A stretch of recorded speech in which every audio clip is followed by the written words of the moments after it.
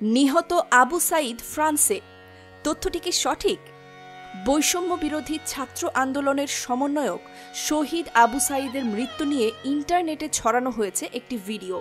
Short video sharing platform টিকটকে একটি video প্রচার করে দাবি করা হয় বৈষম্য বিরোধী ছাত্র আন্দোলনের সমন্বয়ক শহীদ আবু সাঈদ মারা যাননি।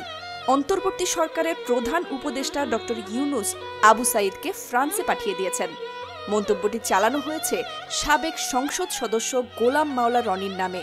তবে বাংলাদেশের তথ্য যাচাইকারী প্রতিষ্ঠান ফ্যাক্ট চেক রিউমার স্ক্যানার ভিডিওটি যাচাই করে বলেছে, আবু সাঈদের মৃত্যু নিয়ে বিভ্রান্তি ছড়ানো ভিডিওটি ভুয়া।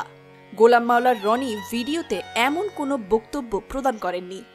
ভিডিওটির ব্যাকগ্রাউন্ডে গোলাম মাওলা রনির কণ্ঠস্বর শোনা গেলেও তা অস্পষ্ট এবং খণ্ডিত ছিল, অর্থাৎ জোড়া তালি দিয়ে বিভ্রান্তি ছড়ানোর উদ্দেশ্যে এমন ভুয়া ভিডিওটি প্রচার করা হয়। তাই সামাজিক যোগাযোগ মাধ্যমে কোনো বিভ্রান্তিকর তথ্য আগে যাচাই করুন, তারপর বিশ্বাস করুন।